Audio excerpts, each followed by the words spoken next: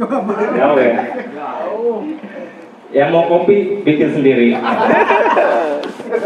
Udah ada ini. Panitia nanti boleh diputar nanti.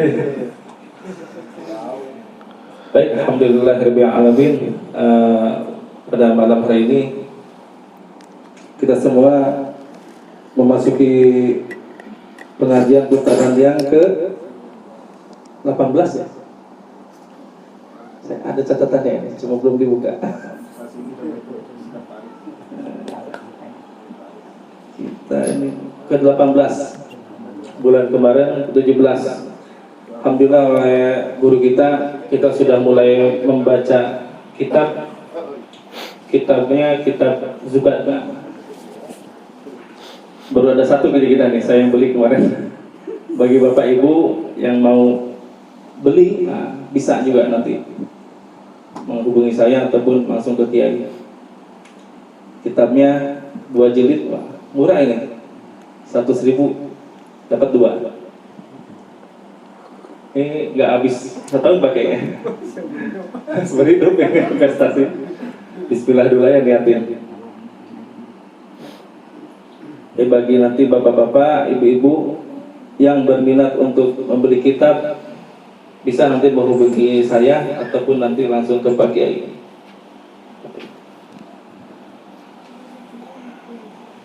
Sebelum dimulai, saya mau dengan satu pertanyaan. Kira-kira kalau ada pengumuman di tempat kita ataupun di jalan di pertigaan jam-jam deh, ada pengumuman untuk servis mobil atau servis motor gratis. Kira-kira datang ramai atau dikit? Ramai. Kenapa kan dikit ramai? Gratis ya. Satu gratis. Yang kedua tahu karena kendaraan kita butuh servis. Tapi kalau yang nggak tahu servis, servis mah itu marketingnya dealer itu. Tapi kalau yang tahu, itu gratis nih, pasti hadir, pasti datang. Karena kalau kita sekali servis, kalau kendaraan motor itu 230.000 jasanya. Kalau mobil bisa sampai 1 juta, 600 sampai 1 juta. Tapi kira-kira kalau ada pengumuman di Pasir Kuda, di mana perjalanan jam-jam, servis rohani gratis. Kira-kira banyak hadir gak? Banyak hadir. Insya Allah banyak ya. Karena Kiai sistemnya dia tuh membagikan 10.000 undangan, minimal yang datang 100 kayaknya. Minimal 1.000 yang sampai 10%-nya hadir insya Allah. Tekniknya teknik tingkat tinggi. Nah kira-kira kalau kita ada servis badan gratis, mau hadir ya kira Bapak Ibu? Lihat-lihat dulu kayaknya. Mentok gak sama panggap ini? Ya mudah-mudahan kita semua bisa istiqomah ya untuk mengikuti guru kita, untuk terus bisa ditarbiyah hati kita, batin kita, untuk supaya dapat ridho dari Allah Subhanahu wa taala dan Rasulullah sallallahu alaihi wasallam. Baik. Untuk malam hari ini saya akan bacakan untuk rundown pengajian kita putaran ke-18 Maulid dan pengajian Syamasil. Yang pertama pembacaan Takbiratul Fatihah, dilanjut dengan pembacaan Maulid Sundodoro yang sudah kita sama-sama baca, kita sama-sama dengarkan. Moga-moga keberkahnya sampai kepada kita semua dan juga keluarga kita. Amin amin ya rabbal alamin. Yang berikutnya ketiga, kajian Islam, pembacaan kitab nanti akan disampaikan oleh guru kita Kiai Ahmad Said. Kitabnya kitab Zubat. Dilanjut sesi tanya jawab. Ada Kiai? Boleh. Sesi tanya jawab, mungkin yang sudah ada pertanyaan atau titipan. Karena sekarang ini kalau yang sering rajin posting status ngaji banyak ditanya sekarang Pak. Pas Singgi itu di kantornya udah setengah prostat ya. Belum prostat belum, masih setengah ada seperempat. Karena sih beliau dirujuk di sana. Alhamdulillah tuh beliau ngaji di sini.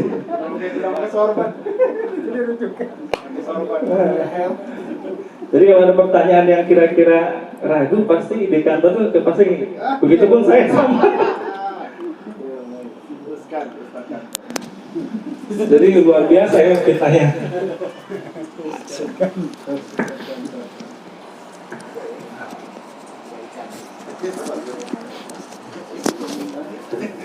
Begitu Pak Singgi ya?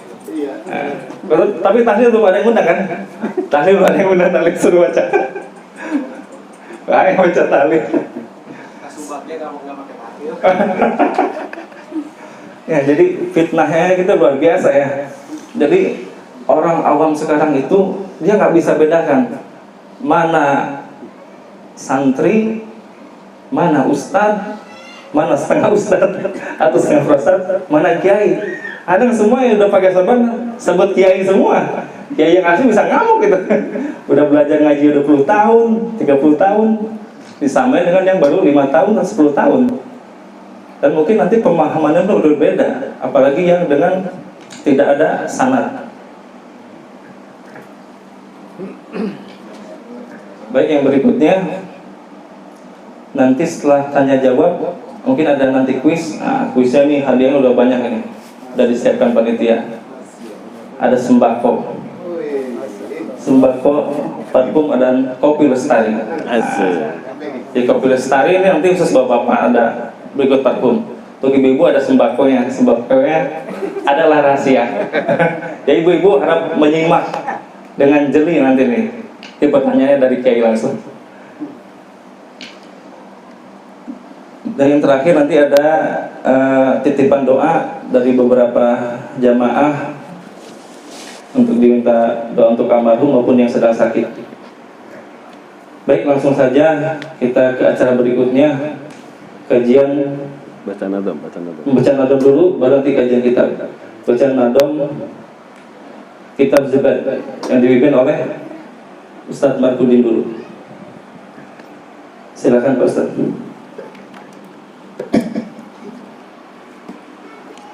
Bismillahirrahmanirrahim. Alhamdulillahi til jalali wa syarihil harami wal halali. Thumma salatullahi ma'asalami ala nabil mustafa amin.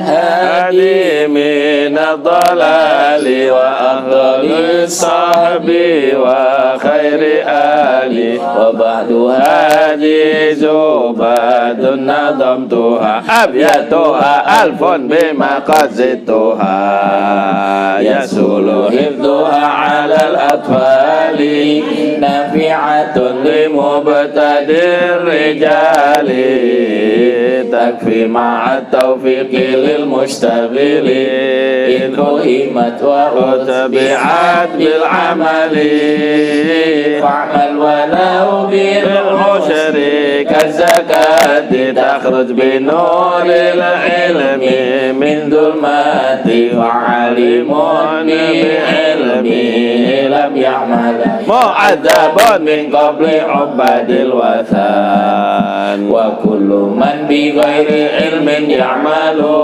a'maluhu mardudatun la tuqbalu wallaha arjul manna bil ikhlasi bika yakuna mujibal khalasi awwalu wajibin 'alal insani ma'rifatul ilahi bistiqani nutku bisyahadataini i'tubira li sihatil imani mimman qadara in saddaqal qalbu wa bil a'mali yakunu dha naqsin wa dha kamali fakun minal imani fi mazidi wa fi safa'il qalbi dha tajdidi bi kasrati salati wa sa'ati wa tarki malin nafsi min syawati fa syawatun nafsi ma'ad dunubi mujibatani qaswatal qulubi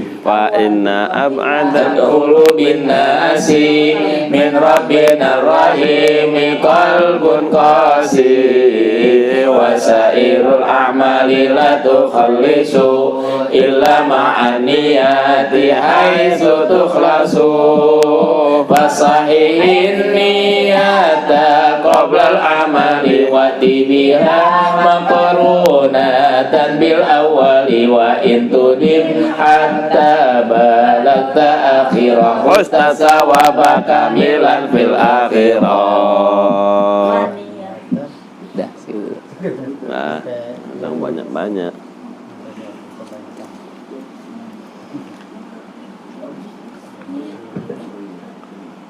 Alhamdulillah untuk bacaan nada sudah dibacakan 20 bait ya. 10 bait ya.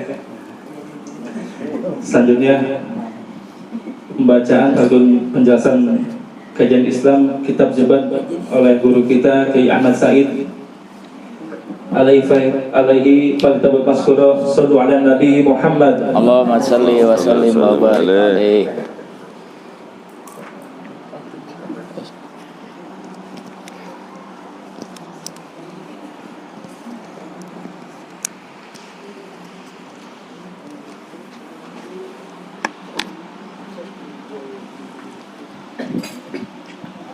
Bismillah. Halo. Cek. Assalamualaikum warahmatullahi wabarakatuh. Waalaikumsalam warahmatullahi wabarakatuh. Bismillahirrahmanirrahim. Alhamdulillah wassalatu wassalam ala sayyidina Rasulillah Muhammad ibn Abdullah wa ala alihi wa sahbihi wa man tabi'a hudahu wa wala. Subhanaka la ilma lana illa ma 'allamtana innaka antal alimul hakim. Rabbi shrah li sadri wa yassir li amri wahlul 'uqdatam min lisani yafqahu qawli.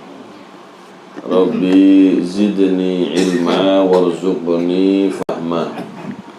Allahumma inna nas'aluka fahman nabiyyin wa hifdzal mursalin wa ilhamal malaikatil muqarrabin. Allahumma aghnina bil ilm wa zayyinna bil hilm wa karimna bit taqwa wa jammilna bil afiyah. Allahumma akrimna bi nuril fahmi wa akhrijna min dhulumatil wahm.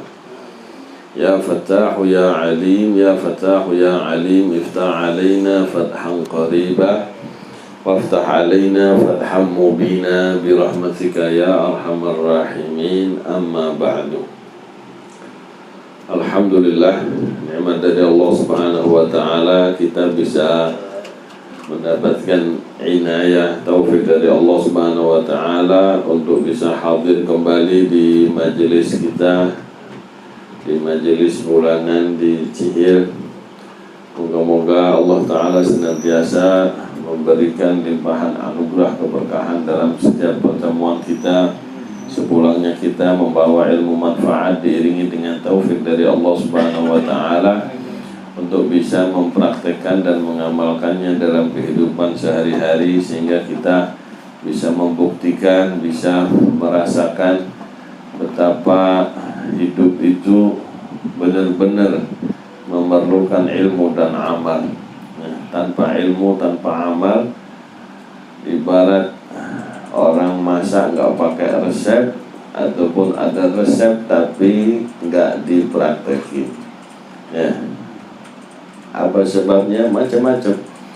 Resepnya mah benar kadang-kadang, ilmunya benar, ya, tapi cara membaca mungkin, ya, atau cara mengajarnya, cara menyampaikannya, atau cara belajarnya yang bermasalah. Akhirnya resep yang benar jadi masalah juga, ya. Kayak kemarin kita contohkan, masukkan 3 sendok dimasukkan, habis itu makan garam dimakan, ya kan jadi masalah.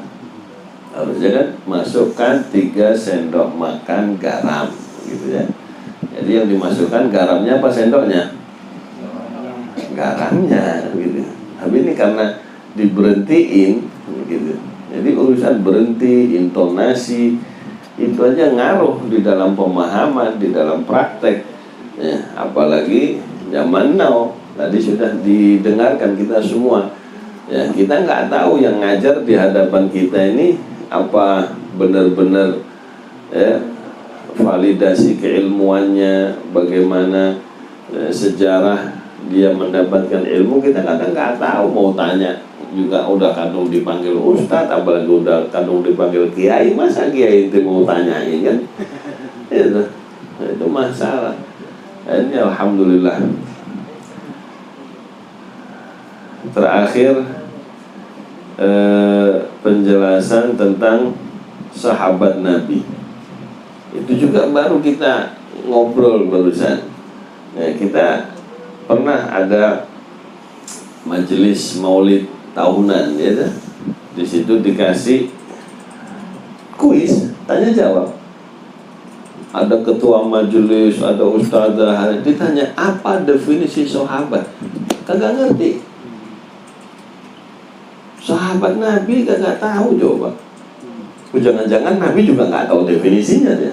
Taunya Superman, jangan-jangan. Superman ngerti ya, apalagi yang di bintang film apa tahu semua. Tapi kalau apa yang dimaksud dalam istilah para ulama, istilah dalam Al-Quran, dalam hadis, ini beda pemahaman, beda pengertian. Jangan-jangan gambaran yang ada di benak kita bisa nggak sama gitu. Ini kemarin alhamdulillah udah sampai situ ya, definisi sahabat. Siapa sahabat itu? Ya, sebenarnya aslinya sahabat itu murid-muridnya Nabi gitu. Cuma karena murid yang spesial berguru kepada manusia yang super spesial, makanya diberi istilah yang spesial, diberi istilah sahabat ya.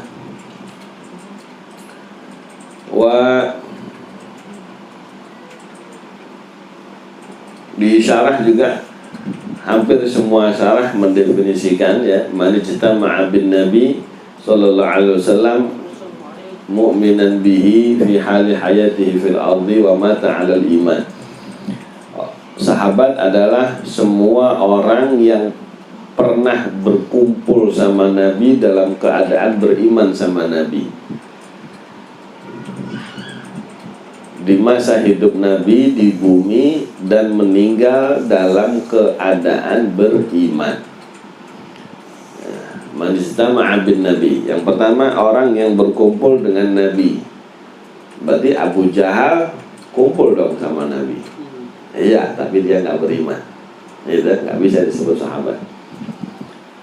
Kenapa didefinisikan berkumpul? Bukan orang yang melihat Nabi. Sebab ada sahabat yang tidak bisa melihat. Sayyidina Abdullah bin Ummi Maktum, nah, tetap sahabat walaupun nggak melihat, tapi beliau berkumpul sama Nabi. Nah, di Naga berkumpul, nanti ada lagi Al-Muhadramun. Al-Muhadramun ini orang yang mengalami masa hidup Nabi tapi nggak pernah kumpul sama Nabi. Nyeselnya minta ampun. Harusnya punya derajat yang tinggi berkat berkumpul dan beriman sama Nabi, nggak mau kumpul, itu masalahnya kan? Jadi jangan jangan meremehkan perkumpulan ya. Kita nggak tahu loh, dengan sekali berkumpul dalam satu majelis kayak begini, yang kita dapat apa? Itu loh sahabat itu kumpul sama Nabi tuh sekali seumur hidup, derajatnya naik luar biasa. Kata para ulama, sighar sahabat ini diklasifikasikan. Sahabat itu ada 3 klasifikasi: kubarus sahabat, awsatus sahabat, ada sighar sahabat. Kubarus sahabat ini as-sabiqun al-awwalun, sahabat-sahabat besar, bukan badannya, bukan umurnya, bukan. Yakni karena lebih awal ya beriman kepada Rasulullah dan punya peran yang banyak dalam sejarah di awal-awal Islam. Ada kibarus sahabat, habis itu awsatus sahabat yang pertengahan. Nah, ini masa pertengahan khilaf para ulama masa pertengahan dihitung mulai kapan. Ada yang mengatakan mulai hijrah, ada yang mengatakan mulai setelah perang Badar sampai Fathu Makkah. Habis itu Sigharus Sahabah, bukan sahabat yang kecil-kecil, bukan, yang perjumpaannya sangat sedikit dengan Rasulullah, ya. Walaupun ketemu sebentar, itu sudah Masya Allah. Sigharus Sahabah aja kalau dibandingkan dengan sosok seorang wali, ya, itu wali yang paling terkenal, yang karomahnya mutawatir, Sayyidina Syekh Abdul Qadir Al-Jailani rahimahullah. Itu kalau dibandingkan dengan sahabat Sigharus Sahabah 70 kali lipatnya. Sigharus Sahabah itu kelasnya, ya, fadilah afdoliyahnya lebih daripada 70 kalinya Syekh Abdul Qadir Jailani. Tapi ya karena nggak nyampe ilmu kita lebih seneng tawasulan ke Syekh Abdul Qadir daripada ke sahabat. Iya dah. Karena nggak nyampe ilmunya. Gitu. Wah, bandingkan dengan Rasul sallallahu alaihi wasallam, wah, nggak ada bandingannya. Nabi dan Rasul yang lain aja nggak ada apa-apanya sama Rasul SAW. Nah, karena itulah orang yang berkumpul sama beliau dan beriman itu luar biasa diangkat derajatnya sama Allah Subhanahu wa ta'ala. Kenapa? Ya karena memang susah, Pak. Untuk bisa beriman sama Nabi itu nggak gampang, ya. Dalam suasana sosial, ya, peradaban yang sangat-sangat jahiliyah, sudah merekat kuat, mengurat akar di situ, udah jadi adat istiadat, ya. Habis itu dirubah itu nggak gampang. Merubah adat istiadat itu nggak gampang. Tuhan yang tadinya berjubel di Ka'bah itu 360 berhala.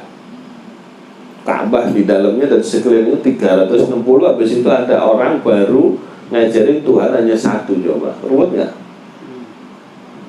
Ruwet. Mereka mikirnya apa? Orang 360 Tuhan kita aja, urusan kita masih ruwet. Nah, ini diajak beriman kepada yang satu, kok nggak kewalahan gitu. Kita loh menyembah 360 aja urusan kita, kadang menang, kadang kalah perang itu. Kadang masih banyak yang nggak berhasil punya Tuhan segitu banyak, loh apalagi punya Tuhan cuma itu gobloknya orang gures. Dikira apa perbandingannya apple to apple gitu ya. Dia nggak ngerti sifat ketuhanan itu apa, siapa yang berhak dipertuhankan, nggak mengerti mereka. Nah inilah ada orang yang di zaman seperti itu tahu-tahu kok bisa beriman, keluar dari peradaban, keluar dari adat kebiasaan, ya, itu menentang arus benar-benar. Ya, umpama kayak gini lah zaman kita lah, jangan zaman Rasul, kejauhan, ya lah. Semua anggota keluarga kita rata-rata sekolah apa mondok? Sekolah. Loh, sampean bukan anggota keluarga jadi mantu. Habis itu anak saya enggak disekolahin. Nah, kira-kira saudara ipar mertua ribut enggak? Tak pondokin aja. Nah, zaman now ribut enggak kira-kira? Wes gitu aja. Iya kan? Oh, itu sudah pertentangannya sudah. Loh, padahal masih sama agamanya, belum pindah agama itu. Itu pindah urusan pendidikan saja. Oh, itu suami dengan istri bisa ribut. Wah, kok nggak ada ijazahnya? Oh, ngomong ngejebret. Itu zaman kita loh. Ada lagi yang lain pada berangkat kerja. Jam berapa kira-kira kerja? Semuanya bikin macet jam 7. Ah, kita mah nyantai aja lah, rezeki di tangan Allah, di rumah ayo ngopi lah. Ayo kira-kira istri ribut nggak? Iya dah. Mertua ribut nggak? Orang tua ribut nggak? Wah, tenang aja, rezeki udah dijamin sama Allah. Ngapain ngejar-ngejar yang sudah dijamin? Ayo ribut nggak? Nyari ribut nggak? Iya dah. Nah, itu sesama yang muslim ya, apalagi ini masalah ketuhanan. Jadi sahabat itu manusia pilihan. Radhiyallahu ta'ala anhum ajma'in wa nafa'ana bihim fid dunya wal akhirah. Nah sekarang itu kita nggak bisa membedakan mana manusia pilihan, apalagi kebanyakan nonton, dikiranya hebat-hebat semua ya yang ditonton itu. Akhirnya tontonan jadi tuntunan. Nah, ini masalah. Sudah sahabat. Wa khairi ali dan keluarga Nabi sallallahu alaihi wasallam. Wa hum mu'minu Bani Hashim wa Bani Muttalib. Yang disebut keluarga Nabi adalah orang-orang yang beriman dari kalangan Bani Hashim dan Bani Muttalib. Nah, itu baru boleh disebut Alu Muhammad, keluarga Nabi Muhammad SAW. Sebab waktu itu situasinya ya karena beliau mengajarkan sesuatu yang sangat berbeda, itu akhirnya dimusuhi di tengah masyarakat kota Mekah. Nah, mereka punya kebiasaan saling membela sesama keluarga besar, gitu. Nah, Rasulullah dibela sama keluarga besarnya, ya, dari kakek-kakeknya, dari keturunan kakeknya. Nah, cuma yang diakui akhirnya menjadi keluarga besar Nabi itu mereka yang beriman saja. Nah, akhirnya penghargaan terbesar dari Allah Subhanahu wa taala, semua keluarga Nabi sampai detik ini setiap ada orang yang sholat pasti mendapatkan bagian. Dari mana? Dari sholawat itu. Allahumma sholli ala sayyidina Muhammad wa ala ali sayyidina Muhammad. Jadi keluarga Nabi itu naik terus derajatnya itu seiring sebanyak umat Nabi yang sholat.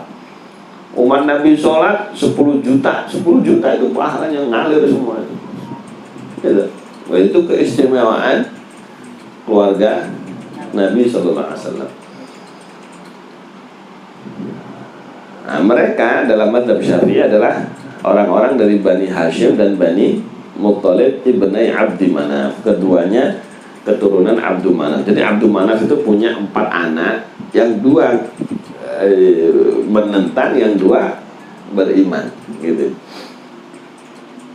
Nah, nanti dari yang beriman ini ada Bani Muttalib, ada Bani Hashim. Bani Hashim itu Rasulullah turun dari situ. Hashim punya anak Abdul Muttalib bin Hashim bin Abdi Manaf. Nah, kenapa kok akrab ini? Iya, karena Hashim sama Muttalib ini saudaraan akrab, gitu ya. Sampai-sampai ketika kakeknya Rasulullah Sayyidina Hashim dagang, lagi perjalanan sakit, berhenti di kota Madinah supaya ada yang ngerawat, nikah, gitu, nikah.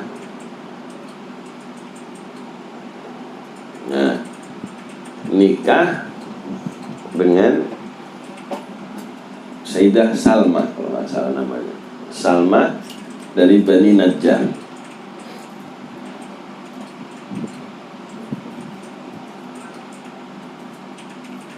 Nanti ditakkit lagi namanya.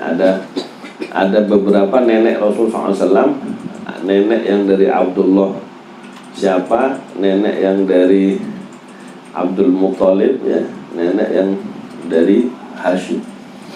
Nanti dicek ulang. Ala kulli hal, Sayyidina Hashim menikah dengan perempuan Bani Najjar.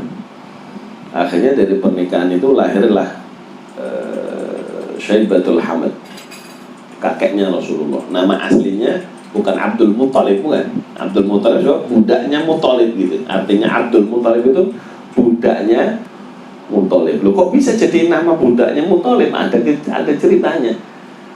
Nah, jadi begitu sudah selesai, sehat, berangkat, pulang, Masya Allah, lagi hamil, nyampe Mekah sakit lagi. Habis itu pesen, loh, saya punya istri di sana, hamil. Nanti kalau anak saya udah gede, bawa ke Mekah, kau rawat. Nah, di mana? Bani Najjar. Akhirnya Muthalib yang menerima wasiat itu setelah beberapa tahun, ya, dalam riwayat umur 4, dalam riwayat umur 5 tahun, itu berangkat ke Madinah nyari anak kecil putra Hashim. Nah, anak-anak itu kalau main biasanya kalau di sana itu mainan pedang, mainan lempar-lemparan panah, lempar-lemparan tombak. Itu sambil ngelempar nyebutin nama bapaknya. Khudha wa ana ibnu Hashim bin Abdi Manaf Al-Qurashi gitu. Nih, makan lo, kalau kita kan gitu. Nih, anak-anaknya Hashim bin Abdi Manaf dari bangsa Quraisy. Ini nih Badui nih, ponakan saya nih, ketahuan nih. Lagi baju kumal gitu ya, lagi main namanya di padang pasir kan. Ya, berdebu kayak budak gitu sudah.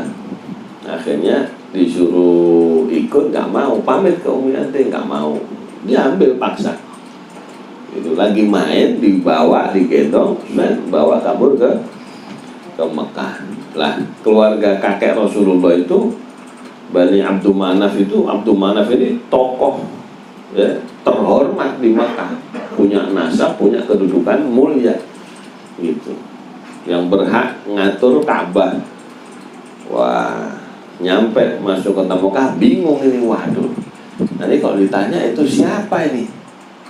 Tak bilang ponakan saya, malu masa punya ponakan kumel gini, ya kan? Habis itu ditanya, ya Muthalib mana ada abduk? Orang di sana itu biasa kalau punya duit pasti beli budak, gitu. Entah anak kecil, entah yang sudah gede, gitu. Nah, dikira habis beli budak. Apakah ini budak kamu? Oh iya, nah, ada Abdul Muthalib ini, budaknya Muthalib ini, gitu. Nah, sejak itulah terkenal namanya Abdul Muthalib. Nama aslinya Syaibatul Hamad. Syaibatul Hamid itu Bani Hashim. Baik. Selanjutnya wa ba'du hadhihi zubatun nadhamtuha abyatuha alfun bima qad zidtuha. Wa ba'du, maka setelah ini namanya untuk perpindahan gaya isi satu karangan, ya, perpindahan tema. Tadinya pembukaan, nah sekarang masuk kepada inti pembahasan. Wa ba'du, setelah pembukaan tersebut, hadi zubadun, ini adalah zubat. Nah, ini nadom zubat.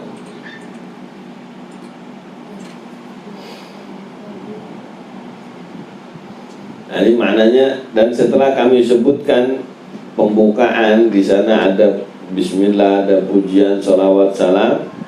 Ini adalah zubat.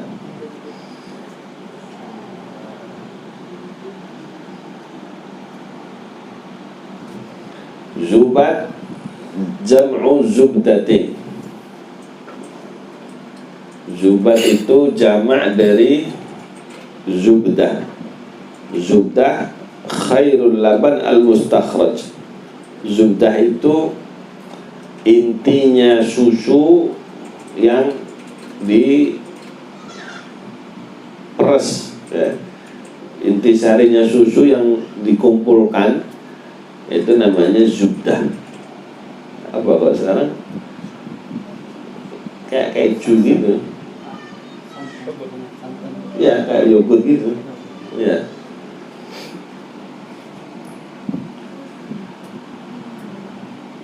Jadi intisarinya susu.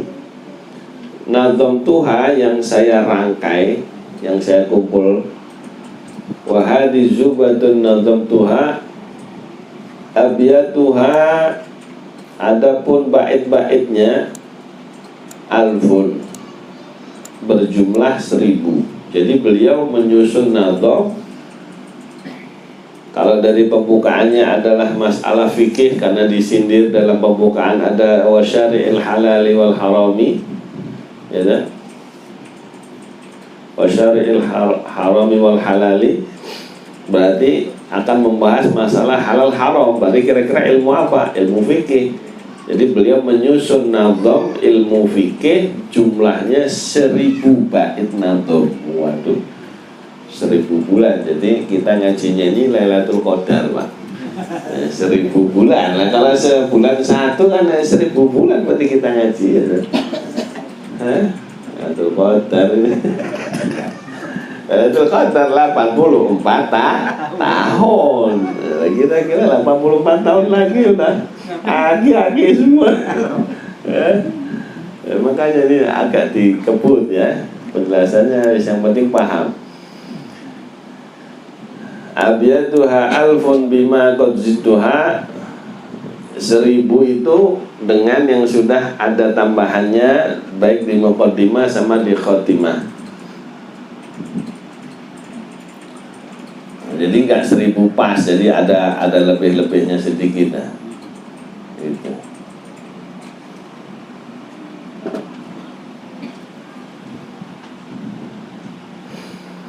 Yazulu, yang mana nazam tadi mudah hifdzuha, apa yang mudah penghafalannya.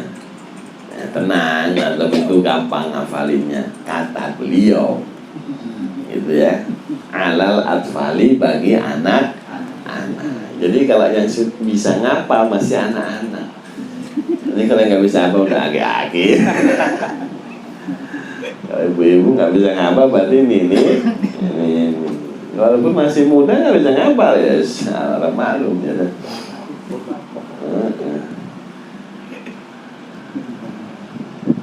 Ya karena ilmu itu ya harus tahu, harus benar-benar ingat. Karena kita mengamalkan berdasarkan ilmu yang kita ingat, gitu. Nah kalau kita sholat habis itu nggak inget, habis rukuk apa ya? Gitu. Bisa langsung duduk itu. Makanya ilmu itu harus diingat, harus dihafal gitu. Makanya para ulama supaya memudahkan menghafal ilmu disusunlah nazam dalam bentuk syair. Jadi kayak tadi kan bisa dilagamkan, jadi bacanya itu bisa semangat gitu. Nafi'atun limubtadir rijali, yang bermanfaat bagi para pemula. Jadi para ulama mengklasifikasikan pencari ilmu itu menjadi 3. Ada yang disebut mubtadi, para pemula.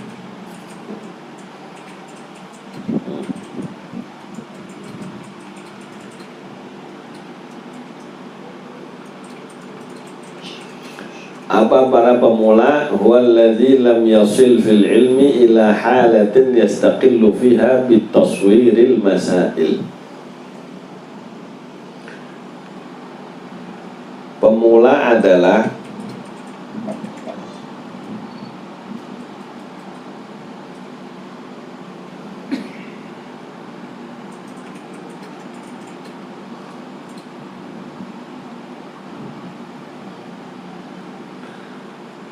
di sini definisikan alladzi lam yasil fil ilmi, para pemula adalah pelajar yang ilmunya belum sampai ila halatin, kepada satu kondisi yastaqillu fiha bitaswiril masail, yang mana dia bisa dengan sendirinya memberikan gambaran pengertian tentang satu masalah.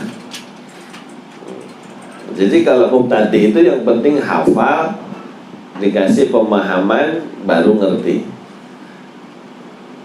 Kalau nggak dikasih pemahaman nggak ngerti dia. Itu namanya ya mubtadi.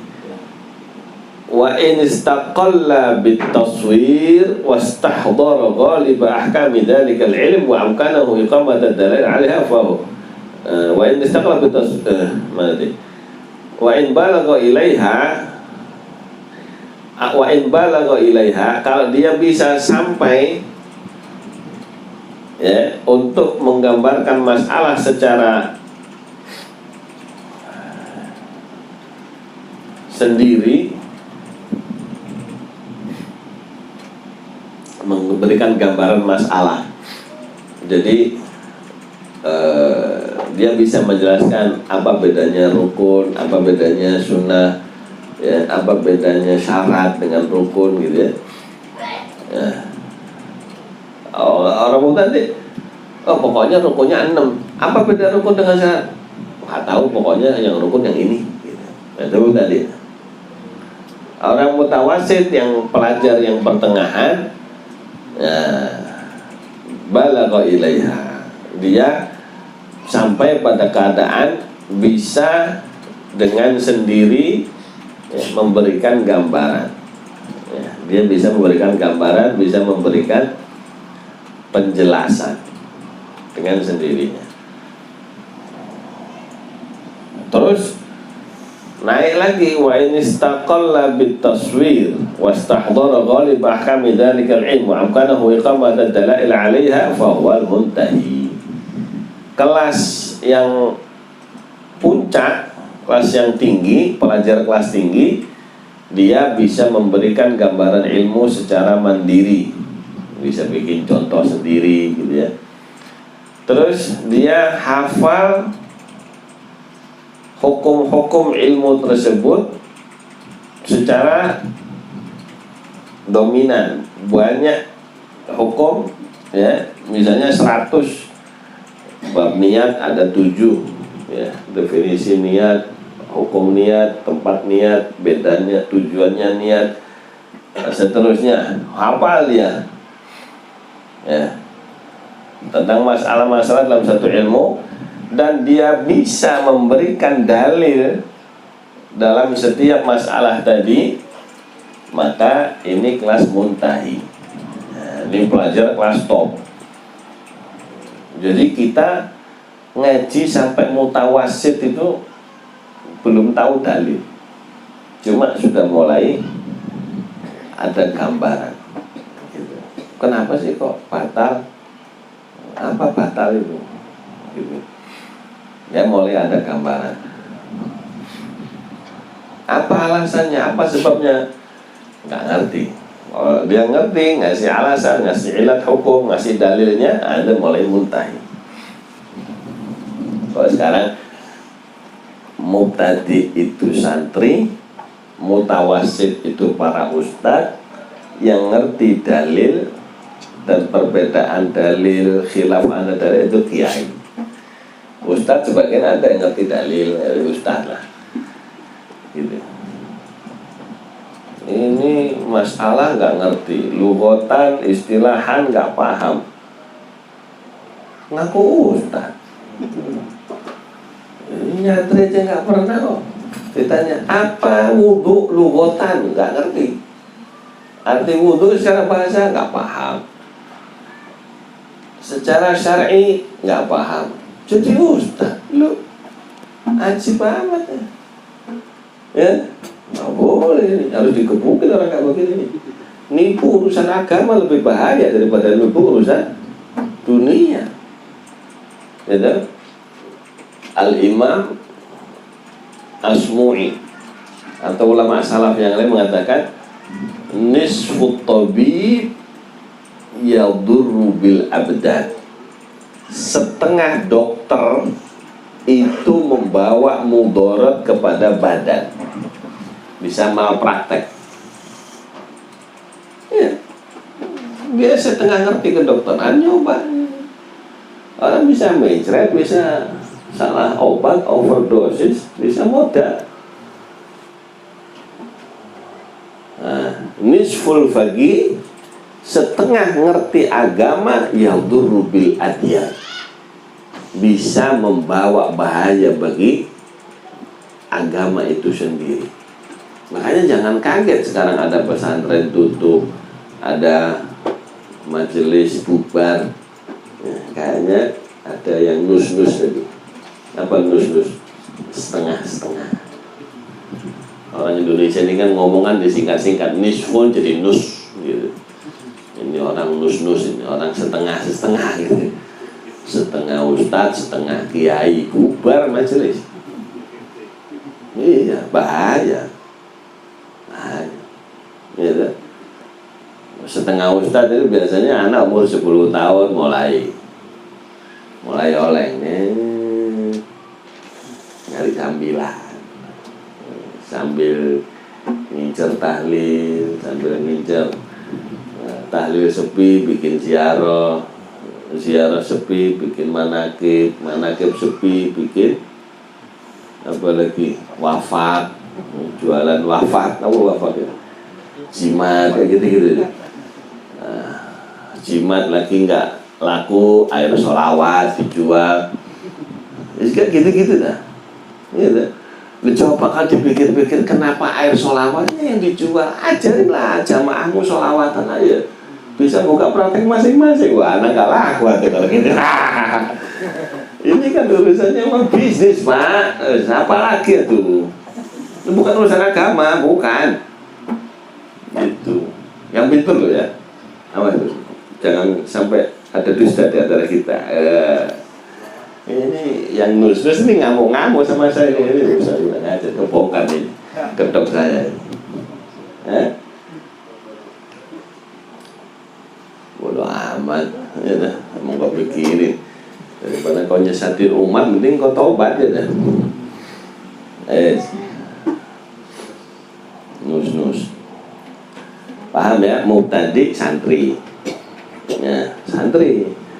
Loh, santri aja tuh belum tentu nyampe ke mubtadi. Santri zaman itu pagi tidur, siang dikit ngebolang, sore main bola, malam jagongan ngudut. Lalu kapan dia murojaah ngapal? Nggak ada.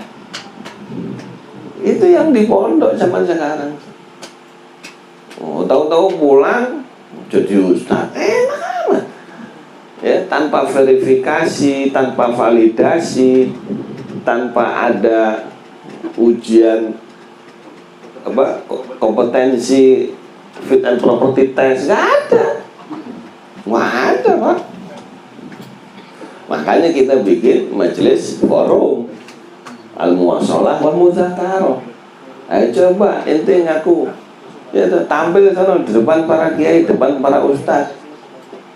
Wah, kan kelihatan tuh asli itu. Gitu. Sudah kiai aja keselip keliru kok. Apalagi yang nus-nus ini. Gitu. Mubtadi santri, yang mutawasid ustadz asli. Ya, ini kalau versi kita. Kalau versi saya, ustadz itu aslinya gitu ya. Sepengalaman saya mondok keliling-keliling, ustadz itu biasanya yang diakui kiai untuk ngajar di pesantren. Gitu. Jadi gitu aja.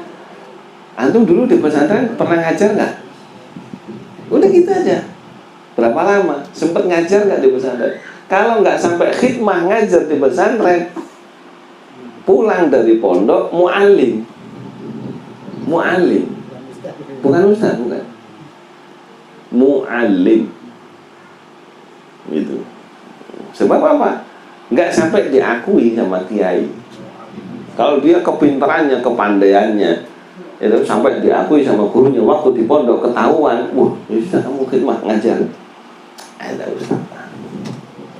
Gitu. Begitu pulang, didoain lagi sama gurunya, berjuang di tengah masyarakat, naik, ceret, nah, sampai punya majelis, punya pesantren, baru jadi kiai. Gitu. Sekarang pesantren nggak ada, majelis nggak punya, dipanggil kiai, enak amat itu. Emang modal serban doang. Beli di Empang 50.000 jadi online. Masya Allah.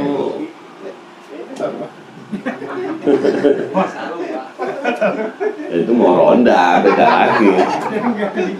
Biar gak ketinggian. Itu ustaz itu. Nah, santri kita kasih batasan. Santri itu satu, lughatan harus ngerti secara bahasa, istilahan. Ya, istilah bahasanya apa? Hadas, apa definisi hadas? Amrun i'tibariyun yaqumu bil a'dha yamna'u sihhatas shalah haitsu la murakhis. Gitu. Najis apa? Lughatan ini, istilahan begini. Santri harus bisa. Lughatan, istilahan. Habis itu masalan, contoh, bisa ngasih contoh. Wasiakon, secara konteks apa bedanya ya sunnah konteks ilmu hadis, nanti sunnah dalam konteks ilmu fikih. Santri kudu ngerti dikit-dikit. Siakon, yang 3 tadi harus ngerti. Lughatan, istilahan, contohnya. Ustadz tambahin dalil atau ilatnya apa. Kiai dari dalil tadi ada nggak ulama yang berbeda pendapat yang membantah dalil tadi, gitu. Nah, terus bagaimana jawabannya? Nah, itu kiai. Jadi ngerti perbedaan ulama tentang satu dalil. Naik lagi ahli tarjih nanti. Di antara dalil ini dengan dalil ini, 2 pendapat ini, mana yang pendapat yang paling top? Ada kiai khos, kiai spesial tuh. Belum kiai khos. Jadi disebutnya Mbah Yai, Mbah. Ilmunya tua gitu maksudnya. Ilmunya sepuh, kiai sepuh gitu. Sebab bisa beda. Kalau kiai khos, beliau tidak hanya disiplin keilmuannya tinggi plus kebatinannya luar biasa. Dulu ada ceritanya Mbah Yai Mat. Mbah Yai Mat ini di Jawa Tengah. Kiai Ahmad itu suka disowani sama Mbah Yai Hasyim Asy'ari, pendiri NU. Kenapa lu? Mbah Yai Mat itu punya santri tiap malam mimpi Rasulullah. Santrinya itu Mbah Yai tahu. Saya ngeliat di kamarnya, ngeliat di musola yang tidur, ada santri terpancar cahaya. Gitu. Wih, coba kurang bawa teko. Oh, dari sini nih disiram. Kan gelap. Sama dulu gak ada PLN. Pakai cempor, disiram. Besok subuh sama Mbak, santri tadi malam yang sarungnya basah siapa? Ngompol kayaknya tuh. Ayo ngaku. Yang disiram tadi supaya tahu siapa santriku yang luar biasa. Begitu. Akhirnya waduh ketahuan. Tanah pula yang Masya Allah. Gitu. Satu ketika Mbah Yai Hasyim Asy'ari itu sowan ke sana, curhat 1, 2, 3, 4 masalah udah dijawab semua. Nyampe di pintu, setunggal malih Yai, kula ada jamaah itu tanya masalah bab nikah. Saya nemu pendapatnya Imam Ibnu Hajar begini, pendapatnya Imam Romli begini. Nah, kira-kira yang maslahat buat jamaah saya ini ikut pendapatnya siapa? Jadi kiai dulu tuh begitu. Udah tahu coretnya, tapi nggak langsung disodorkan ke ini Pak. Jawabannya ini Pak, ini ada referensinya. Nggak begitu Pak mikirnya. Yang paling maslahat, yang nyelamatin, mendekatkan dia kepada Allah itu siapa? Pendapat ulama yang mana? Lu jawabannya Mbah Yai Mat beda lagi. Apa coba yang ditanya? Gini loh, zaman kalau kepingin tahu yang seperti itu saya tanya. Tadi waktu berangkat dari Jombang ke sini, sudah niat belum mau nanyain masalah ini ke saya? Ditanya niat belum? Oh boten deh, saya baru ingat sekarang. Oh gimpun lek gitu, sampean pulang dulu ke Jombang. Nanti kalau ada waktu berangkat lagi ke sini sama niat nanya masalahnya. Loh, gara-gara nanya nggak niat itu disuruh pulang dulu. Lagi yang disuruh pulang siapa nih? Ya, Hasyim Asy'ari. Apalagi model kayak badui-badui dah. Nggak tahu ceritanya ya sepuh, nggak mau pernah ngaji sama kiai sepuh, habis itu buduk. Masalah gitu. Nah, akhirnya yang ada iri lah, hasut lah, pengen ngetop dan sebagainya, penyakit semua. Nasallallahu. Nah, ini perlunya kita mengetahui tingkatan para pencari ilmu. Ada mubtadi, santri, mutawassit, para ustadz yang asli. Ya, gimana caranya yang gampang? Tanya, pernah ngajar nggak di pondok? Gitu. Nah, karena ada yang memvalidasi keilmuannya, mempertanggungjawabkan keilmuan. Nah, baru nanti kiai. Yasulu hifdhuha 'ala al-alfali nafi'atan li mubtadi'. Jadi nadom ini kalau diterjemahkan lurusnya, gampangnya bermanfaat bagi para siapa? Mubtadi' rijal berarti siapa? Santri. Gitu. Jadi kalau jamaah ya wajar, kalau empot-empotan gitu ya. Gitu. Yes. Kalau saya mah tantangan, saya bukan santri, kok bisa paham, bisa apa? Wes, ini jamaah tomar kotok. Gitu. Semoga jamaah sihir ini ya ngangkat lah ya. Ngangkat pelan-pelan. Terus takfi ma'at taufiqi lil mustaghili. Takfi bisa cukup, ai mencukupi.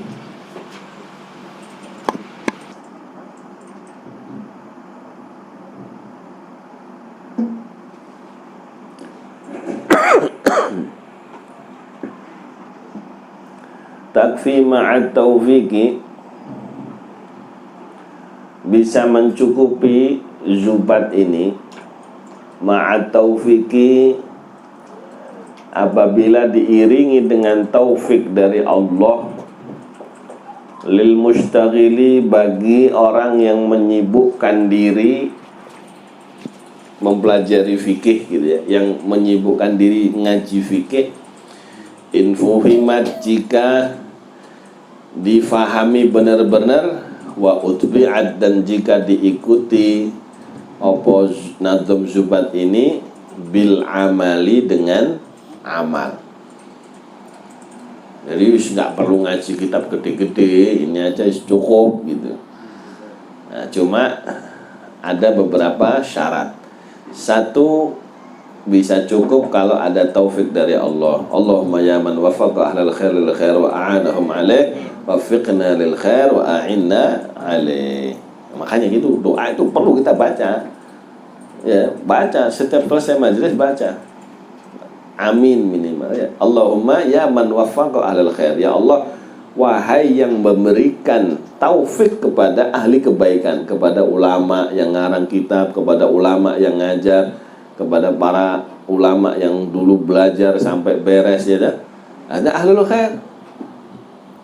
Wa a'anahum alaih, dan yang mau nolong, ya Allah yang menolong mereka untuk bisa berilmu, untuk bisa mengajar, untuk bisa ngarang. Wafiqna lil khair, berikan kami taufik kepada kebaikan tersebut. Yang ya siapa kebaikan apa? Itu ulama-ulama tersebut. Ya, itu bayangin kira-kira ulama siapa yang mau kita tiru taufiknya, yang mau kita minta ya. Wah, minta taufiknya Imam Ibnu Ruslan pengarang kitab ini. Kita minta taufiknya guru-guru kita. Kenapa beliau bisa ngaji seriusnya itu? Minta taufiknya. Minta pertolongannya dari Allah. Gitu.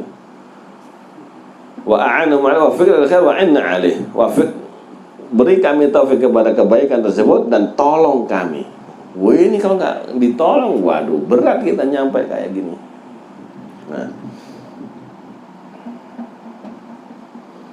harus ada taufik. Nah, taufik itu khalqu qudrati ta'afil abdi. Taufik itu adalah Allah menciptakan kemampuan, kekuatan untuk taat kepada seorang hamba. Nah, ada jenis kekuatan khusus. Kalau kuat jalan, kuat makan ya. Kucing juga tiap malam jalan-jalan ya. Kuat dia nyari makannya. Ayam juga. Enggak. Ada kekuatan yang bisa menggiring seorang hamba untuk ibadah, dan ibadah. Apalagi ibadah yang paling afdal tentang ilmu. Belajar mengajar itu udah ibadah paling afdal. Nggak bisa itu. Gitu. Kemarin keterangan dari Sayyidil Habib Umar bin Muhammad bin Salim bin Hafidh, itu kalau orang yang mengajar ya, lebih afdal daripada sholat 1000 rakaat. Yang belajar 100 gitu. Wajib deh gitu. Ya masa yang ngajar sama yang belajar sama gitu. Kita sehari ada 100 rakaat. Ada 100? 17 yang 5 waktu. 5 waktu tambah qobliyah ba'diyah yang mu'akad sama ghair mu'akad 22. Mentok sudah. Kalau dipentokin itu ya. Habis itu tambah apa lagi? Duha, tambah tahajud. Enggak nyampe 100. Ini sejam 100.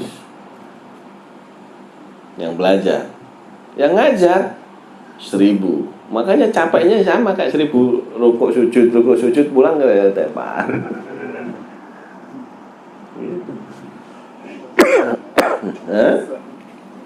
Kenapa? Iya, orang pahalanya segitu kok. Makanya jangan kaget, kayaknya mah duduk nyantai gitu, pulang pegel kabeh. Ngawur.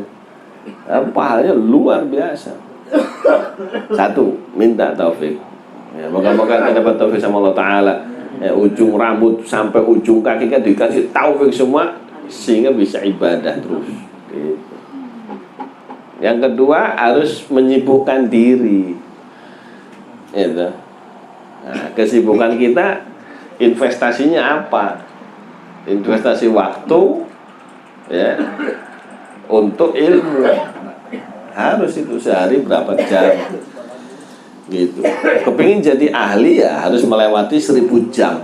10.000 jam. 10.000 jam. Jadi 10.000 jam baca, nulis, murojaat dan sebagainya. Wah, insya Allah nyampe kepakaran. 3, harus ada pemahaman. Jadi nggak bisa paham kalau nggak cerdas. Ya, wah, sekarang ini yang serem ini saya bingung itu gimana kok penduduk Indonesia IQ-nya jadi 78 rata-ratanya. Hah? Ya apa? Ini ilmu otak-atik matuk saya ya. Kenapa kok dijadikan sengaja begitu? Iya, akhirnya orang yang IQ-nya 78 itu masuk ke dalam ayat kayak binatang. Ulaika kal an'am. Mereka itu seperti binatang. Loh bener. Gorila itu 70-90 IQ. Loh, kenapa digorilakan? Dibinatangkan?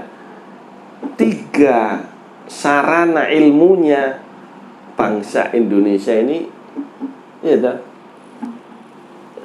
tidak difungsikan. Kalaupun difungsikan dipelesetin. Punya hati, mata dan telinga. Gitu. Ini kan ayatnya kan serem. Walaqad dzara'na li jahannama katsirul jinni wal insi lahum qulubun la yafqahuna biha. Mereka punya hati tapi enggak paham. Bukan enggak paham. Mereka punya hati dipakai, diarahkan untuk memahami apa yang enggak perlu dipahami. Yang enggak perlu diseriusin, enggak perlu dipahami, malah disuruh paham. Giliran ayat, hadis, kalam ulama nggak usah lah, bukan ilmu itu mah. Sampai-sampai kadang-kadang kalau kita di kampus tuh jangan bawa-bawa ayat di kampus, nggak ilmiah, lo gitu kan? Loh, ini kan pelecehan yang parah itu. Gitu. Jadi pemahaman kita, terutama bangsa Indonesia ini, ya, dijauhkan dari apa yang harusnya dipahami, yakni Al-Quran dan hadis. Sebab apa? Lu gawat begitu orang akalnya, pemahamannya, hatinya disinari dengan Al-Quran hadis. Mafia dibabat habis, Pak. Iya. Ketahuan kalau bohong, ketahuan kalau nggak benar, ketahuan kalau dolim. Ya, nah, tapi pemahamannya dibelokkan. Wis nggak apa-apalah, kapan lagi kau kaya, gitu. Gitu. Nah, akhirnya mau korupsi, mau disogok, mau. Jadi pemahamannya ini dipleset tuh. Punya mata dipakai melihat yang lain, nggak melihat kebenaran, nggak mengkaji ilmu. Ya, habis itu punya telinga yang didengerin siapa coba? Zaman sekarang netizen lah yang didengerin, ya dah. Apalagi yang di WA itu dari tetangga sebelah, gitu. Itu bisa jadi rujukan itu. Wah, ini lah koplak itu. Bahaya kita kalau cara berpikirnya begitu, nggak ada referensi, nggak ada apa-apa. Sekarang masjid-masjid itu sajadah jadi miring semua kan gitu. Itu dari mana? Zaman saya kecil nggak ada begitu. Lah emang kiblat baru ketahuan sekarang apa? Ulama dulu goblok semua gitu, nggak bisa menentukan arah kiblat. Baru orang sekarang merasa paling canggih gitu. Berarti salah kita salah yang dulu salah semua kalau gitu. Ini apa nih pemikiran? Ya dah, miring. Ada, itu karena salah baca, salah nguping. Dia ngedengerin omongan siapa? Kayaknya ketemu yang nus-nus tadi itu. Iya, yang nus-nus tadi, yang setengah-setengah tadi. Jadi kita menerima pemikiran, ide, ya dah, itu dikaji dulu. Sodorkan ke orang yang ahli berpikir, yang ahli agama, benar nggak ini? Gitu. Orang awam gimana setuju? Orang awam nggak ngerti apa-apa. Setuju aja. Orang Indonesia itu tahun 2010-an itu 60% lulusan SD disuruh milih presiden. Kasih sembako nyoblos dia. Lulusan SD Pak 60% Indonesia disuruh milih presiden. Apa kriteria presiden kagak ngerti. Mana ngerti anak lulusan SD milih presiden. Aduh. Itu ayatnya kan begitu. 3 ini nggak berfungsi. Ulaika kal an'ami balhum adall.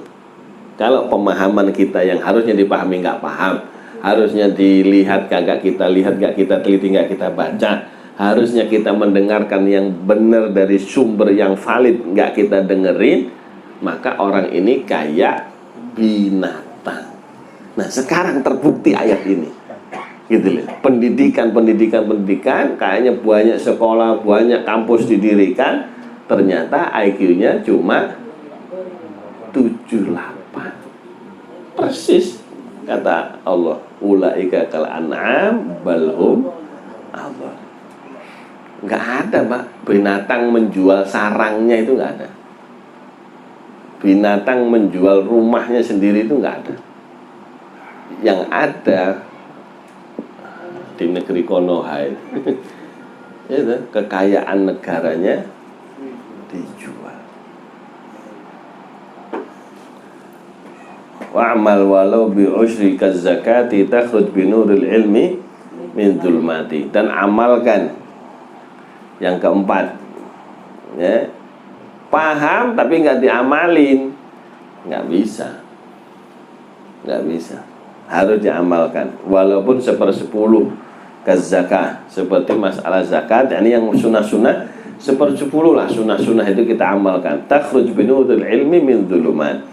Kamu bakal keluar dengan cahayanya ilmu dari kegelapan. Nah, orang sekarang ini karena yang diamalkan wajib enggak, wajibnya masih salah, sunnah-sunnahnya enggak. Ada lagi yang wajibnya enggak dijalankan, sunnah diamalkan. Sekarang tuh begitu. Ya, terutama ibu-ibu lah. Ibu-ibu ini Masya Allah banyak ngejar sunnah wajib ditinggal. Nggak ketemu, gelap akhirnya. Nggak bisa keluar dari kegelapan.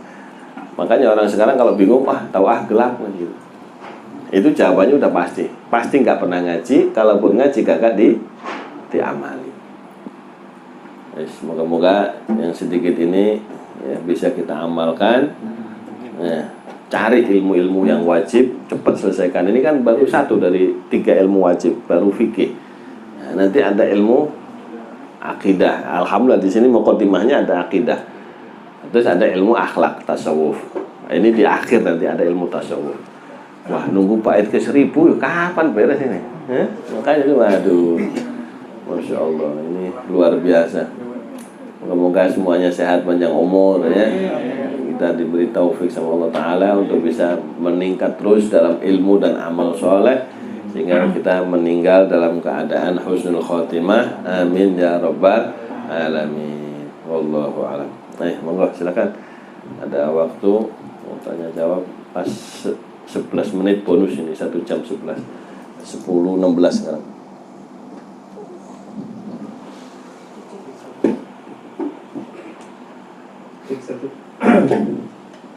Alhamdulillahirrahmanirrahim. Terima kasih Kiai atas ilmunya, jazakallahu khairan katsiran. Moga-moga apa yang disampaikan Kiai bisa kita resap, bisa renungkan, dan bisa kita amalkan. Baik, lanjut sesi berikutnya, sesi quiz dulu, tanya jawab dulu nih.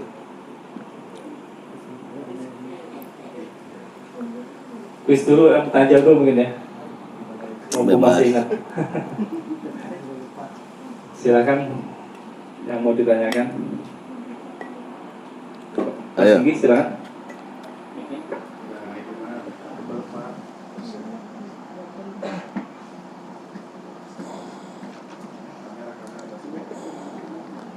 Kameramen.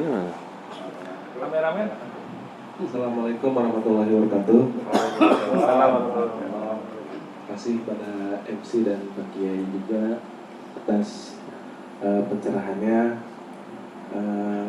Ini ada pertanyaan, tapi pertanyaan titipan. Nah, tapi sebenarnya juga pas ditanyain jadi mikir juga Pak Kiai. Iya ya, kayak gini gimana gitu. Jadi masalahnya kita yang belum nemu gitu sebenarnya Pak Kiai. Jadi pertanyaannya itu gini Pak Kiai. Kita sebagai istri nih Pak Kiai, posisi sebagai istri, tadinya rajin pagi sebelum punya istri itu rajin ikut ngaji gitu kan, karena belum ada beban ya. Nah terus setelah menikah bingung gitu Pak Kiai, dari suami ini tidak mengizinkan ikut majelis lah seperti itu, dan lain-lainnya tidak mengizinkan kalau si suaminya ini nggak ikut gitu Pak Haji. Jadi kalau ikut baru boleh. Nah sedangkan tadinya rajin, cuman karena dia menganut kalau nggak ikut suami takut, yang ada dalilnya kan harus nurut sama suami gitu Pak Kiai. Nah itu seperti apa menyikapinya dan bagaimana Pak Kiai, karena harus nurut sama suami tapi mencari ilmu juga kan penting gitu. Kalau asal jawab bingung juga kita. Jadi baru kepikiran juga ya kalau gitu gimana ya. Cari suami Ustaz. Mohon bimbingannya dan arahannya Pak Kiai. Terima kasih. Suami Ustaz. Ya. Oh iya.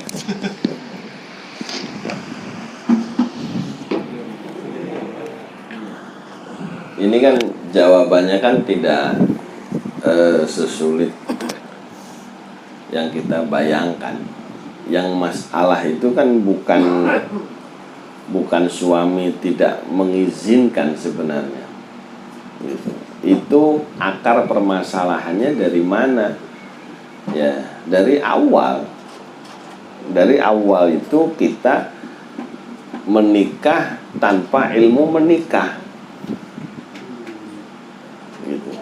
Kalau semua orang menikah semuanya menggunakan ilmu syariat bagaimana menikah yang syar'i, Oh, sekarang nikah syar'i itu cuma dipisah itu. Loh, nggak cukup begitu.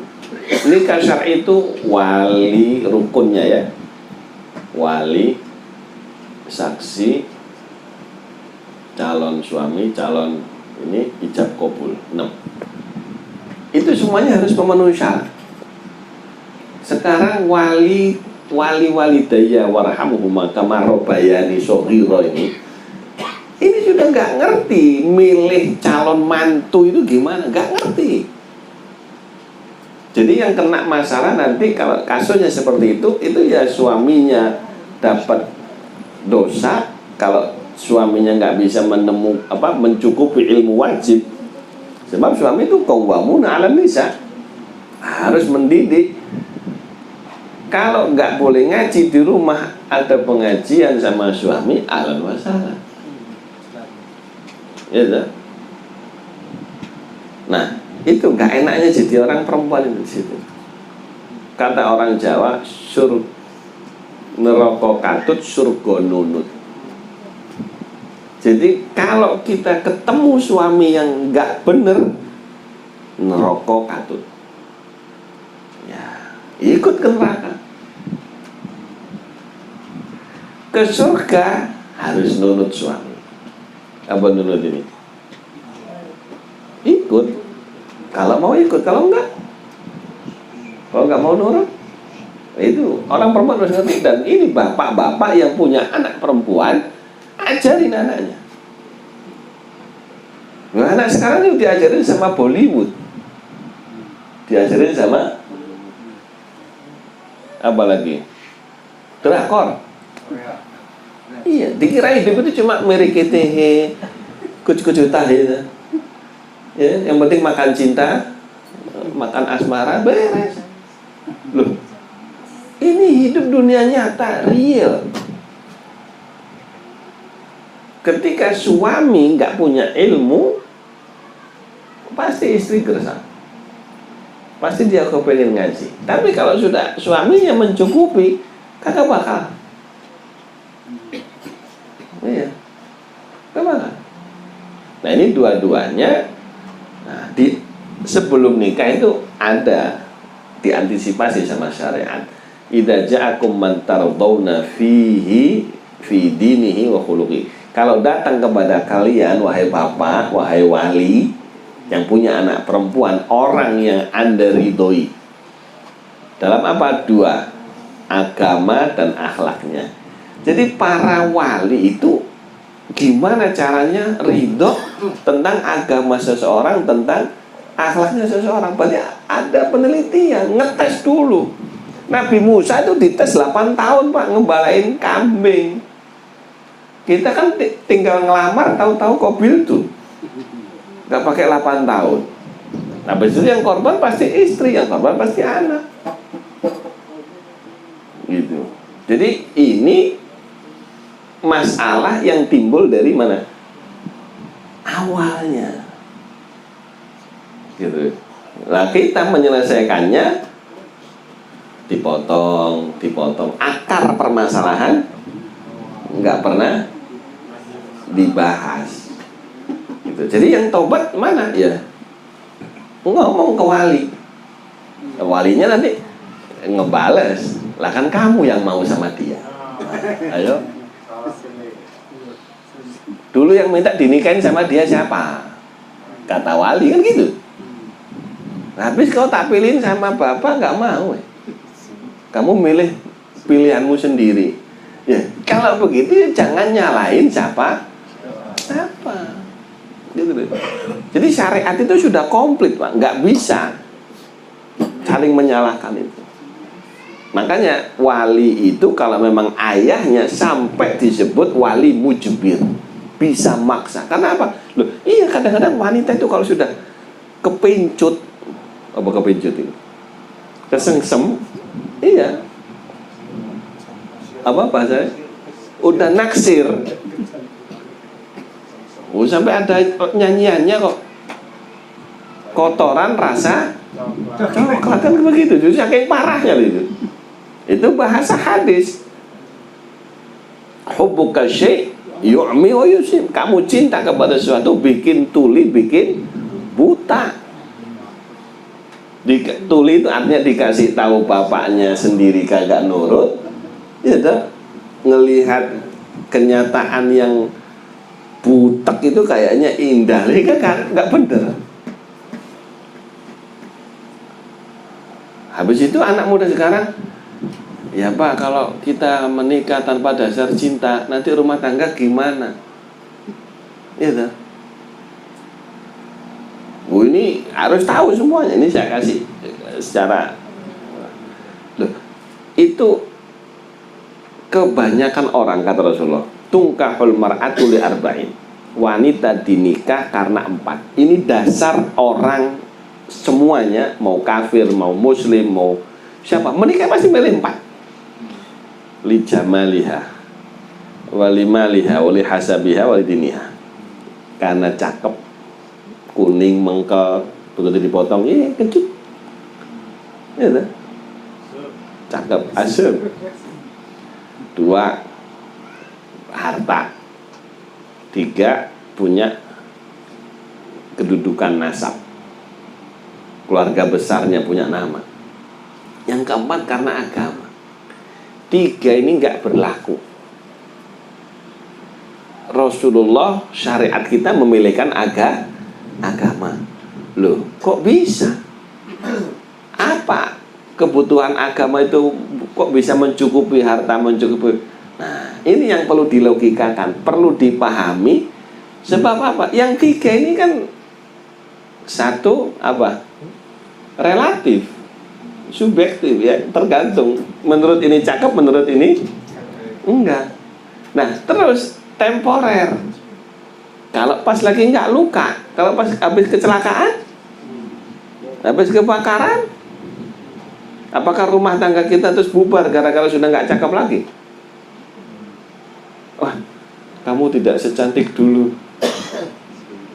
Habis kena cacar misalnya, atau sudah tua. Kalau sudah tua, udah nggak cakep, udah keriput, berarti rumah tangga bubar dengan sendirinya gitu? Enggak. Berarti ini tidak membawa jaminan. Harta punya siapa? Itu kekayaan dia atau anaknya orang kaya? Yang kaya bapaknya. Kalaupun punya istri, iya kalau itu dikasih. Iya. Yang kaya bapaknya, yang kaya mbahnya. Loh, mbahnya nggak ada, bapaknya nggak ada, diwaris bubar itu. Nggak punya kekayaan kok. Apakah gara-gara nggak ada harta terus bubar rumah tangga? Nasab, kalau masih ada mbahnya, ada bapaknya berpengaruh, bapak nggak ada, yang langgeng bersama kita di rumah tangga itu agama dan akhlaknya suami tadi. Betapa menyesalnya itu orang-orang yang nggak pakai milih agama dan akhlak tadi. Akhirnya apa? Ya tadi mau ngaji malah dilarang. Harusnya kalau suami yang berakal, oh ya alhamdulillah istri saya mau ngaji daripada shopping. Iya kan? Mending mana coba istri jalan-jalan malah ngeblak kok ya. Yang mending ngaji gitu. Atau mungkin karena alasan yang lain, suaminya ngelarang, coba tanya alasannya apa. Habis ustadznya ngejelasinnya ngaco misalnya. Suaminya tahu, ya, kualitas, kredibilitas yang ngajar, itu bisa alasan syar'i, makanya harus digali dulu. Begitu. Jadi nggak segampang, oh suaminya salah, oh nggak bisa kita nyalahkan suami.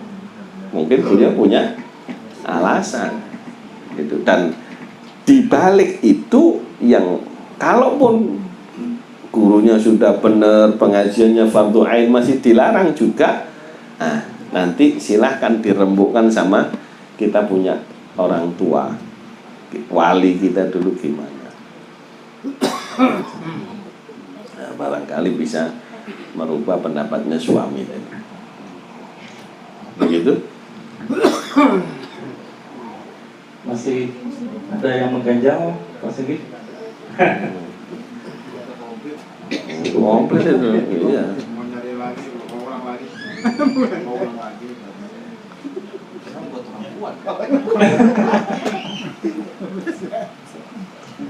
Ya kalau di tempat duduk kita insya Allah walaupun isinya nggak dapat link bisa live streaming. Nah ini bisa langsung live streaming Facebook. Oke, follow Masya Allah. akunnya Kiai. Dan yang kita follow, kita share, kita juga nanti dapat pahala kebaikan dakwahnya Kiai. Walaupun dapatnya seberapa persen ya mungkin Kiai yang banyak nanti. Selanjutnya mungkin ada lagi pertanyaan sebelum ke kuis. Pak Arif, Abah mungkin Abah ada pertanyaan?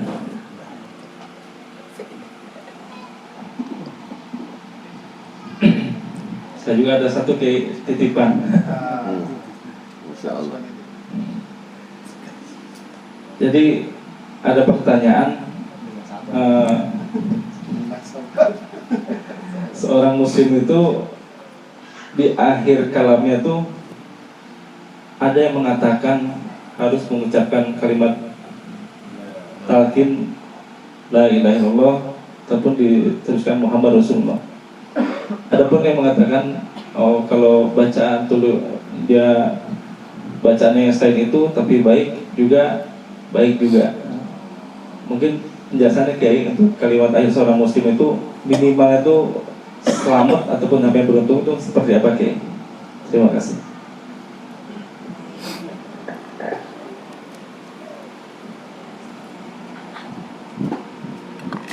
Ya. Man akhiru kalamihi minad dunya la ilaha illallah dakhala jannah. Itu ada riwayat di Sahih Bukhari ya. Siapa yang kalimat terakhirnya ketika hidup di dunia adalah la ilaha illallah, artinya dia habis ngomong la ilaha illallah nggak harus langsung mati, nggak harus, susah tuh. Nanti tahu dari mana? Oh, mana kan lagi datang la ilaha illallah. Susah loh, ketemu juga kagak kan? Bukan begitu. Maksudnya, ya, kata-kata terakhir yang kita ucapkan. Nah, makanya latihannya apa? Kalau mau tidur, gitu. Mau tidur lah, tidur. Matinya jam 2, udah dapet. Karena itu kata yang terakhir gitu loh. Nah, apa sih fadilahnya? Itu sudah kholal jannah loh gitu. Dalam riwayat itu tidak disebut husnul khotimah lagi, masuk surga gitu loh. Nah, nanti ada yang tadi kata-katanya baik tapi bukan la ilaha illallah, itu namanya husnul khotimah. Kalau ini masalahnya kepastian masuk surga gitu. Kalau ini husnul khotimah. Husnul khotimah kematian yang indah, yang baik ya. Jadi kematian itu bertingkat-tingkat nanti. Yang husnul khotimah ya bertingkat-tingkat. Ada yang lagi sholat meninggal husnul khotimah, lagi ngaji, lagi ceramah, lagi wasiat gitu. Yang penting dia tidak dalam keadaan berbuat maksiat. Kalau dia dalam keadaan berbuat maksiat atau jelek, nah namanya su'ul khotimah. Gitu aja. Matal mar'u ala ma'asha alaih. Seseorang akan mati sebagaimana dia biasa hidupnya gimana. Nah, biasa hidup itu terakhirnya maksudnya. Terakhir hidupnya gimana? Kalau kita terakhir hidupnya kebiasaannya negatif, hati-hati, meninggalnya biasanya negatif. Nah, dulu ada waktu Ramadan, setiap saya pulang ngaji malam ini jam 12, setengah 1 itu kita pulang, itu orang tiap malam pasti di pinggir selokan kecil, ngambil air, nyuci mobilnya, angkot. Habis nyuci mobil tidur. Subhanallah, dikabul sama Allah. Meninggalnya di selokan. Karena dia rutin tiap mau tidur ke selokan nyuci mobil. Meninggalnya pas malam nyungsep di situ. Blue. Makanya hati-hati kita mau tidurnya ngapain. Apalagi zaman sekarang megang HP, gitu. Nonton, yang ditonton masalah lagi lu. Nah, silahkan pegang HP, nonton kajian. Gitu. Nonton masyayikh kita, gitu. Supaya tidur mimpi sama beliau enak gitu. Ini kalau yang ngerti, yang nggak ngerti mah salahnya pakai HP. Naudzubillah. Ya hati-hati. Istri kita kan biasanya kalau malam itu mukanya bercahaya. Lagi megang HP. Coba diintip. Kalau diintip ada apa? Bahaya. Gitu. Ayo. Apa lagi? Masih ada lagi? Songgo bed mungkin Pak Winda, tuan rumah ya.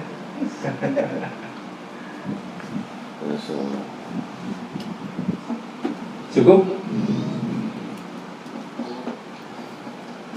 Kalau dari ibu-ibu mungkin ada? Bu? Masih ada Bu? Oh masih. Kuis Bu, siap-siap Bu ya. Hadiah belum turun. Hadiah belum turun. Baik, di sini ada selanjutnya kuis kayak ada 4 hadiah utama. Ada untuk ibu-ibu 2, untuk ibu-ibu 2, untuk bapak-bapak 2. Untuk bapak-bapak ada parfum berikut kopi lestari. Nah, untuk bapak-bapak Cigil, pertanyaannya mungkin dari Kiai. Ya, Pak.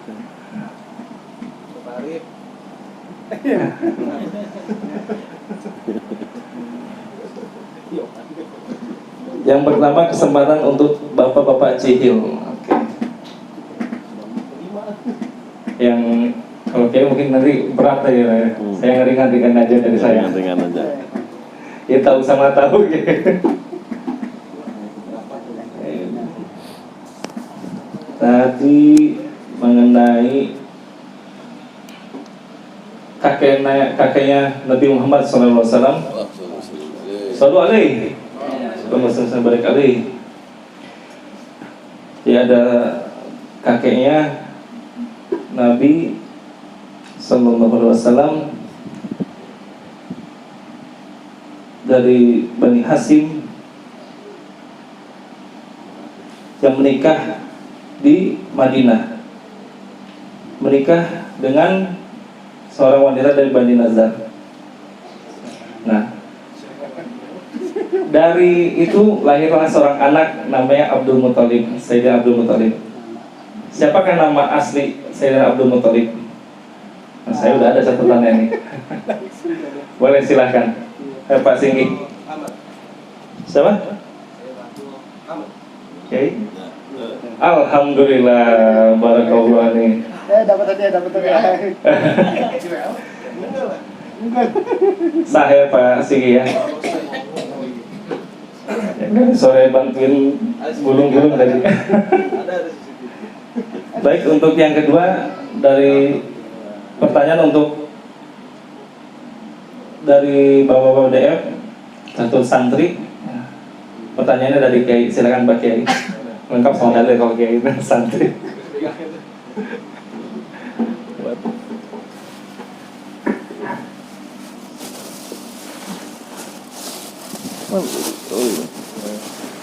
Oh iya juga.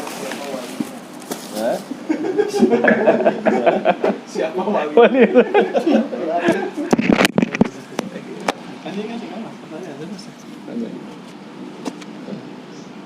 Coba Kiai. Oke. susah nggak Pak?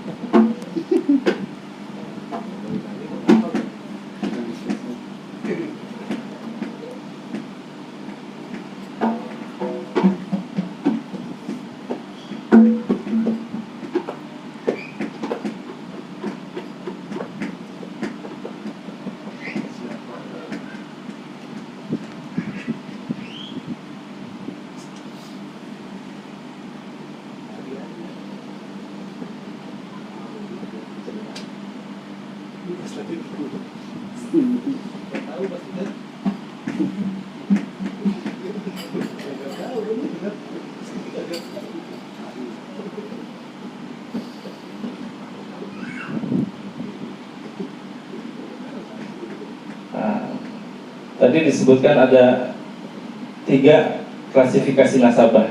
Nasabah sih. Lagi di kantor. Klasifikasi sahabat. Nah, sebutkan secara lugoh dan pengertiannya. Silakan.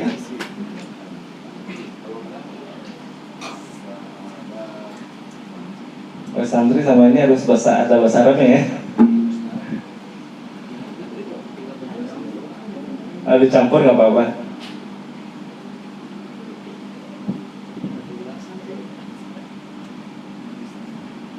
Silakan. Ada 1 parfum dan kopi ini cukup buat 10 hari.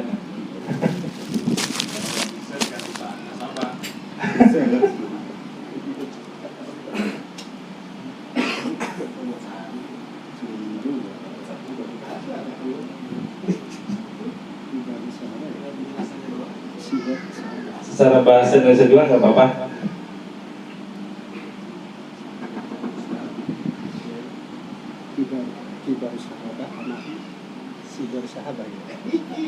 Ada 3. Ada 3.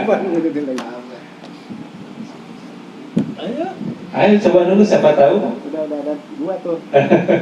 Satu lagi. Umum boleh nih. Kang Gudi mungkin udah ada kayaknya. Apa ini 2 tadi? Klasifikasi sahabat. Pembagian sahabat. Pembagiannya. Ada berapa Tingkatan. Ada. Ayo tadi udah ada contohnya 2.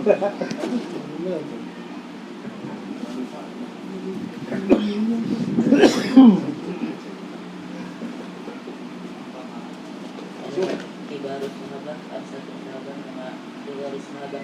Iya. Artinya? Artinya Penjelasannya? Artinya aja. Ibarat sahabat. Ibarat sahabat, sahabat yang saling awal masuk Islam. Ibarat sahabat. 2 tadi lengahan. Yang kedua Satu sahabat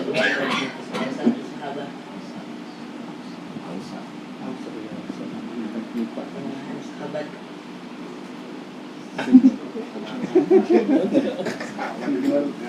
Yang 3 tadi. 3 segala sahabat. Sahabat yang kecil, yang dekat, yang kuat. Paling sedikit sama Nabi. Masuk Kiai.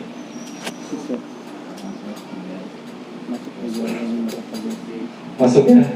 Ya adanya bagi 2 sama Kang Didi. Setengah-setengah. Bagi hasil nanti ya. Terus. Lirikannya maut gitu. Buat ibu-ibu Cihil nih, siap-siap ibu-ibu Cihil. Masih ada ibu-ibu Cihil? Ada ya, baik ibu-ibu Cihil lah. Sekarang kita membaca kitab Zubat. Nah, gampang nih pertanyaannya. Siapa yang beliin? Ada berapa jumlah bait di kitab Zubat? Nah, tahu ibu dia langsung kecil ya.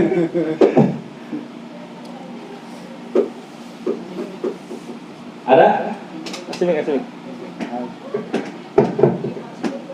Ayo Bu, ini Bu, lumayan hadiah Bu. Ini sembako ini bisa cukup buat Sebulan. 1 bulan ini Bu. Asal nggak dipakai. Dilihatin aja.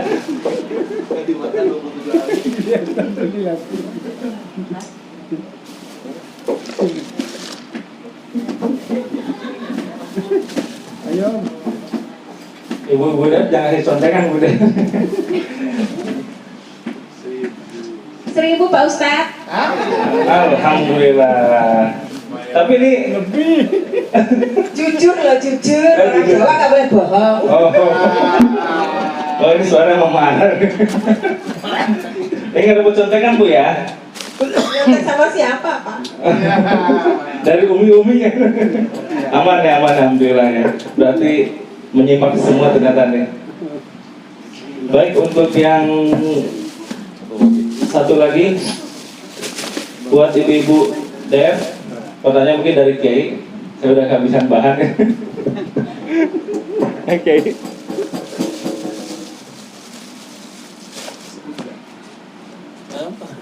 Buat ibu-ibu Dev.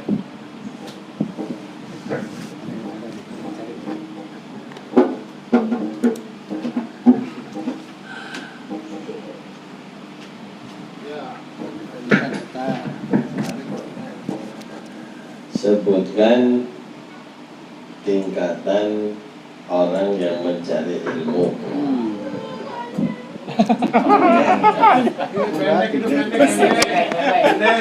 Bismillahirrahmanirrahim. Ada 3 tingkatan. Yang pertama, mubtadi, yaitu para pemula adalah pelajar yang ilmunya belum sampai pada satu kondisi. Dia hafal dan dikasih pemahaman, dia jadi mengerti. Yang kedua, ada mutawasid, yaitu pada keadaan dia itu bisa menjelaskan gambaran masalahnya sendiri. Yang ketiga, yaitu pelajar yang puncak, yaitu bisa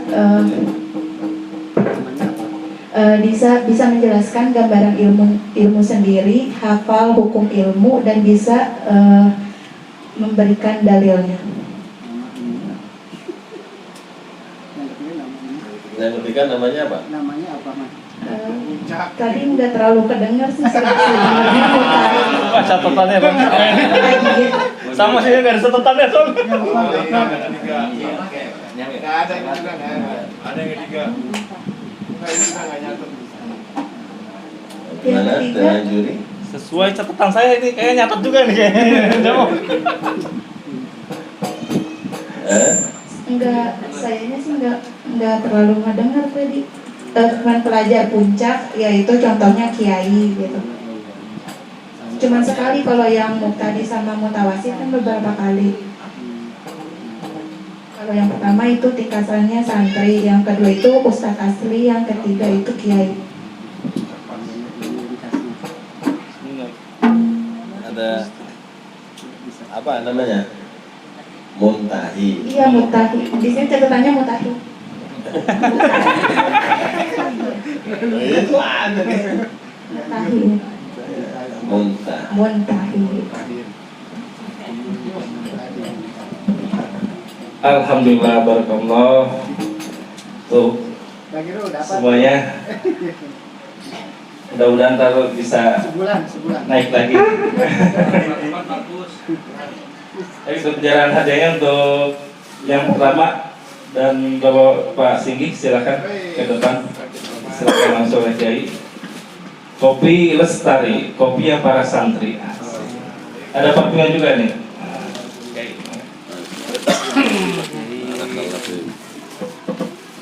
Untuk yang tadi Rafa ya? Farid ya? Oh Farid nanti silakan. Bagi hasil sama Om Didit ya. Ada 2, Om Didit. Kalian buat ibu ya diantarkan. Ini satu ibu-ibunya. Ibu kok ke bapak? Ke bapak. Oh, wakil. Bawa sana.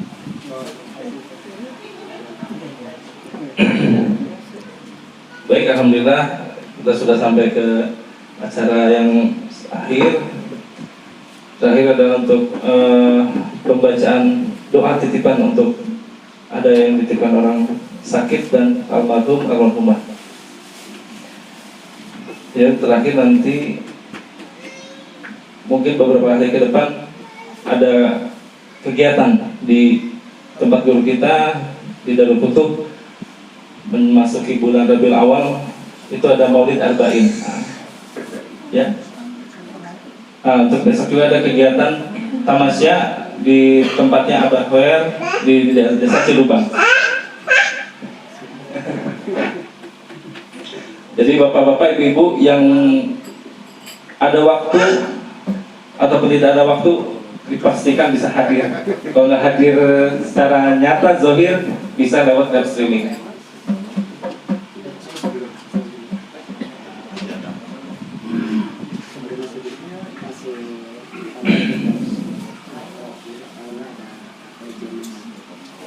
Baik, selanjutnya pembacaan doa untuk almarhum, almarhumah, dan bukan yang orang sakit Pak, setelah di kafe ya. WA bisa dibaca tuh. Yang akan dipimpin oleh Ustaz